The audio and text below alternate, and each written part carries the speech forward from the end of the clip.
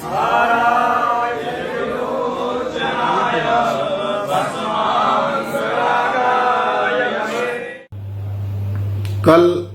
महाबोधि महाविहार के अंदर बुद्ध पूर्णिमा के अवसर पर बिहार के राज्यपाल आरिफ मोहम्मद खान इनके हाथों से मुख्य महाविहार के अंदर शिवलिंग कहकर पूजा की गई। ये बहुत बड़ा षड्यंत्र आरएसएस और बीजेपी के लोगों ने किया, वर्ल्ड हेरिटेज के अंदर किया, और इस षड्यंत्र को मदद करने का काम गया जिले के कलेक्टर के हाथों से किया गया। बीटीएमसी बोध गया टेम्पल मैनेजमेंट कमेटी के लोगों ने इसको मदद किया, सेक्रेटरी मैडम ने इसको मदद किया। जो 9 मेंबर हैं, 9 मेंबर में से 5 मेंबर विधर्मी लोग हैं, बौद्ध धर्म के विरोधी लोग हैं, उन्होंने ये काम किया। और जो अन्य 4 बुद्धिस्ट मेंबर है उन्होंने चुप रहकर उनका मदद किया। इस अर्थ में पूरे बीटीएमसी के लोगों ने, मेंबर्स लोगों ने इस महाबोधि महाविहार को ब्राह्मणों का धर्मस्थल है ये घोषित करने का अप्रत्यक्ष रूप से काम किया। 2 जनवरी 2025 को ये महाशय आरिफ मोहम्मद जी यहां नियुक्त किए गए, 2025 से नियुक्त किए गए।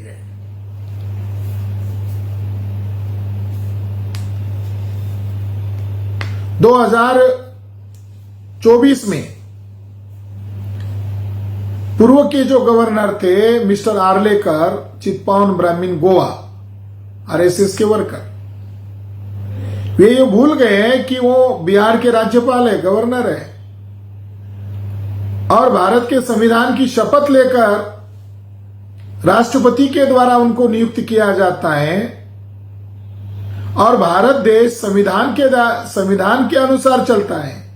गवर्नर भी संविधान के अधीन है, संविधान के ऊपर नहीं है। राष्ट्रपति भी संविधान के अधीन है, संविधान के ऊपर नहीं है। जिन्होंने इनको शपथ दिया वो भारत के राष्ट्रपति है,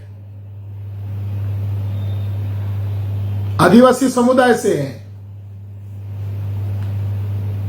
मगर उनको देश का हित का काम करने का कौन सा काम करने देते हैं? वो तो मंदिर में भेजते हैं। रामनाथ कोविंद ने सबसे ज्यादा मंदिरों में जाने का रिकॉर्ड बनाया है, और एक वर्ल्ड रिकॉर्ड उन्होंने बनाया कि पुष्कर में जाकर मंदिर में जाने नहीं दिया। ओडिशा के जगन्नाथपुरी में ब्राह्मणों ने धक्का मुक्की किया। विद्यमान राष्ट्रपति महोदया को भी मंदिर के बाहर खड़ा करने दिया जाता है। तो ब्राह्मणों ने हमारे लोगों को तो बड़े बड़े अहदे पर रखा, मगर संवैधानिक जो अथॉरिटी है, संवैधानिक जो राइट, उस बड़े अहदे पर, राष्ट्रपति के अहदे पर बैठे हुए लोगों को अथॉरिटी का इस्तेमाल नहीं करने दे रहे हैं। इसीलिए जो नियुक्त कर रहे हैं, क्या वो राष्ट्रपति राज्यपाल को नियुक्त कर रहे हैं, तो क्या वो राज्यपाल संविधान के अधीन रहकर काम कर रहे हैं या आरएसएस का वर्कर बन के काम कर रहे हैं, ये कौन पूछेगा? तो इसके पहले आर्लेकर ने इंद्रेश कुमार के मौजूदगी में ये कहा ये शिव मंदिर है, ये महाबोधि महाविहार नहीं है। तो उस राज्यपाल को खदेड़ देना चाहिए था, उस पद से निकाल देना चाहिए था। राष्ट्रपति ने स्वयं संज्ञान में लेकर निकाल देना चाहिए था। यहां के विपक्ष के लोगों ने हंगामा करना चाहिए था और उस संविधान द्रोह करने वाले व्यक्ति को, आर्लेकर को, जेल में ठुसाना चाहिए था, मगर ऐसा नहीं हुआ। आर्लेकर ने ये विवादित बयान देने के कारण हम लोगों ने आंदोलन शुरू किया, महाबोधि महाविहार मुक्ति का आंदोलन शुरू किया। अभी विद्यमान जो राज्यपाल है मोहम्मद आरिफ खान, ये मुस्लिम है। तो आरएसएस और बीजेपी के लोगों ने ये सोचा होगा कि एक मुस्लिम व्यक्ति जिसको राज्यपाल नियुक्त किया है, उसके हाथों से पूजा करवाकर, शिवलिंग की पूजा करवाकर, वैदिक मंत्रों का उच्चारण करके पूजा करवाकर, ये मैसेज आरएसएस और बीजेपी के लोग देना चाहते हैं कि ये लड़ाई बौद्ध बनाम मुसलमान होनी चाहिए।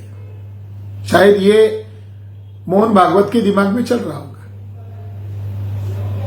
आरएसएस और बीजेपी के पंडों के दिमाग में चल रहा होगा, क्योंकि महाबोधि महाविहार मुक्ति आंदोलन की वजह से एक बड़ी लड़ाई शुरू हो गई है, वास्तविक लड़ाई शुरू हो गई है। और वो लड़ाई है बौद्ध बनाम ब्राह्मण, नागवंशी बहुजन बनाम विदेशी ब्राह्मण। और जो फर्जी लड़ाई थी हिंदू मुसलमानों पीछे पड़ गई है, बाहर आ गई है।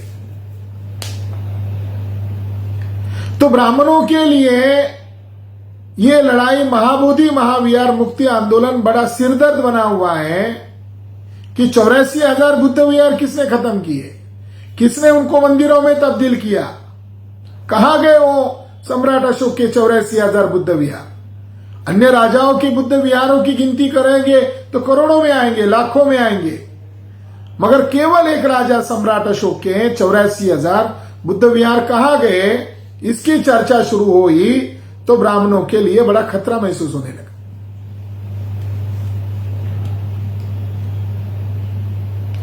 तो बिहार के राज्यपाल के द्वारा जो षड्यंत्र किया गया, और उस षड्यंत्र में बिहार का गया जिले का कलेक्टर सहभागी है, जो बीटीएमसी का पदस्थ अध्यक्ष है। क्या बीटी एक्ट बोध गया को ब्राह्मणों का मंदिर है ये घोषित करने के लिए बनाया गया? क्या करना चाहते? तो बीटी एक्ट निरस्त करना चाहिए। ये जो डिमांड है यही सही डिमांड है। ये कानून निरस्त हो जाने के लिए यह आंदोलन चलाया जा रहा है। बीटी एक्ट के अधीन ये कमेटी है, और ये कमेटी विश्व धरोहर को ब्राह्मणों का मंदिर में तब्दील करने का काम कर रहा है। तो ऐसे कलेक्टर को जेल में ठुसाना चाहिए, जो कलेक्टर वहां हाथ पकड़ के खड़ा हुआ है, वो सेक्रेटरी हाथ जोड़ के वहां खड़ी है, वो मेंबर वो हाथ जोड़कर खड़े हैं, जो बुद्ध के सामने ये सब हो रहा है। तो कल्पित शिवलिंग की पूजा कराना, राज्यपाल के हाथों से कराना, वैदिक उच्चारण मंत्रों के उच्चारण के करके कराना, ये करके कल क्या संदेश दिया? कल राज्यपाल ने यह संदेश दिया कि बिहार में बोध गया में शिव मंदिर है, महाविहार नहीं है। तो ये केवल भारत के समस्त बौद्धों को उकसाने का काम नहीं किया गया गवर्नर के द्वारा, बल्कि बौद्ध राष्ट्र को उकसाने का काम किया गया है। और इसकी प्रतिक्रिया वर्ल्ड लेवल पर होगी, यकीनन होगी। बौद्ध धर्म भारतीय धर्म है, यहां के मूल निवासी लोगों का धर्म है। और जिन ब्राह्मणों ने बौद्ध धर्म को खत्म किया था, उस धर्म को महामानव डॉक्टर बाबा साहब अंबेडकर ने 1956 को पुनर्जीवित किया। अब ये धर्म देशव्यापी धर्म बनेगा। इस धर्म को कोई रोक नहीं सकता।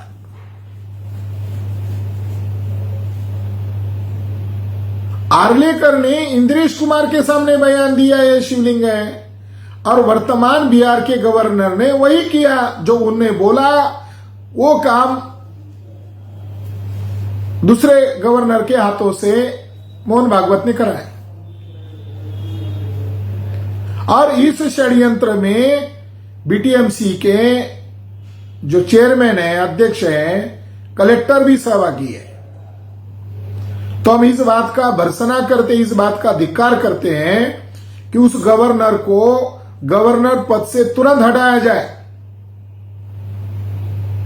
और केवल बिहार के लोगों की ही ये डिमांड नहीं है, समस्त भारत के सभी राज्यों की डिमांड है कि इस गवर्नर को तुरंत हटाया जाए, आर्लेकर को तुरंत हटाया जाए, आरिफ खान मोहम्मद को तुरंत हटाकर इनको जेलों में ठुसाया जाए, जिन्होंने संविधान द्रोह किया है, जिन्होंने वर्ल्ड हेरिटेज का अपमान किया है।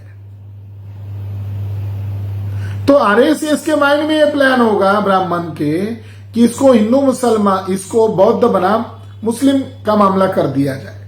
मगर सच्चाई ये है कि ये जो पूर्व का केरला राज्य का जो पूर्व में गवर्नर थे खान, आरिफ खान,